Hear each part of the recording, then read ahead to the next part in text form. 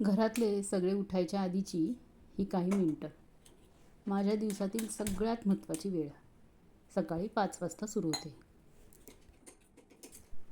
सकाळी उठल्यापासून चहा, नाश्ता, घर आवरणं, किचनची कामं आणि त्यातच कधी वेळ निघून जातो ना कळतही नाही. आजची माझी ही साधीशी सकाळ तुमच्यासोबत शेअर करते. आजपर्यंत यूट्यूबवर मी बरेचसे शॉर्ट्स व्हिडिओ अपलोड केलेले आहेत आणि आता म्हटलं जरा थोडेसे लाँग व्हिडिओजसुद्धा आपण शूट करूयात आणि ते शेअर करूयात. म्हणून आज मी तुम्हाला माझं सकाळचं हे जे काय आहे रुटीन ते दाखवते. तर आता सकाळी सगळ्यांना घाई गडबड असतेच. मुलाला शाळेत जायचं असतं, नवऱ्याला कामाला जायचं असतं. त्यामुळे इथे डब्याची जी काय आहे ती तयारी मी करते आहे आणि तेच तुमच्याबरोबर शेअर करते. डबा बनवायचा असतो त्यामुळे इथे डब्याची तयारी मी करते आणि आज फक्त किचन ओट्यावरचंच तुम्हाला जे काय आहे ते ब्लॉग बघायला मिळणार आहे. मला आहे ना सकाळी लवकर उठायला अजिबात आवडत नाही, पण मुलाचा डबा असतो, नवऱ्याचा डबा असतो, त्यामुळे उठावं तर लागतंच. आता माझा मुलगा 7 वाजता शाळेत जातो, तर मला 5 वाजता उठून सगळ्या गोष्टी कराव्याच लागतात. त्याच्यासाठी टिफिन बनवायचा, नाश्ता बनवायचा, ह्यातच 7 वाजतात. बरेच जण म्हणत होते की लाँग व्हिडिओसुद्धा पोस्ट कर यूट्यूबवर. तर आजपर्यंत मी खूप शॉर्ट व्हिडिओ पोस्ट केलेले आहेत, रोजच करते.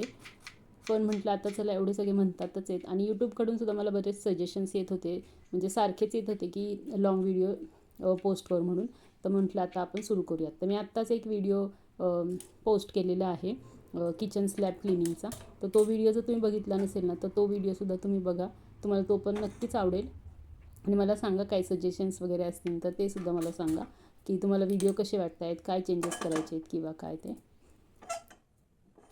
आज आहे ना साधी अशीच शिमला मिरचीची भाजी मी इथे करते आहे. कारण कसं होतं डब्याला आहे ना पटकन ज्या होतील ना त्या भाज्या केल्या ना तर म्हणजे वेळ तर वाचतोच आणि आवडीच्या भाज्या असतील तर खायलासुद्धा काही वाटत नाही, म्हणजे चांगलेच वाटतात. तर इथे माझ्या मुलाला ही भाजी खूप आवडते शिमला मिरचीची आणि म्हणून मग मी ती आज भाजी केली आहे.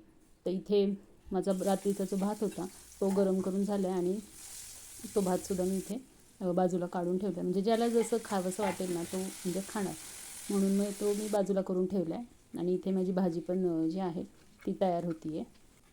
नाश्त्याला आपण पोहे, उपमा वगैरे असं काहीतरी करतो ना, तर आठवड्यातून एक दिवस आहे ना माझ्या घरात आहे ना रात्रीचा भात जो आहे तो दुसऱ्या दिवशी परतून नाश्त्याला खाल्ला जातो. आता हे कंपल्सरीच आहे, कारण आठवड्यातून एक दिवस रात्रीचा भात परतून खायची म्हणजे सवयच लागलेली आहे आणि मुद्दामूनच रात्री जास्त जो भात आहे तो घातला जातो, म्हणजे तो दुसऱ्या दिवशी नाश्त्याला होईल.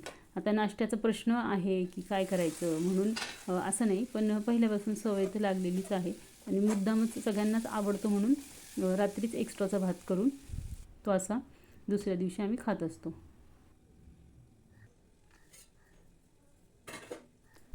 घाई गडबडीच्या वेळेसच आहे ना अशी एक एक कामं वाढून जातात. आता इथं मला तेलसुद्धा भरावं लागलं ऐनवेळेस आणि शेंगदाण्याचा कूटसुद्धा संपला, तर मला परत तो करून मग परत भाजी म्हणजे भाजीमध्ये ॲड करावा लागला.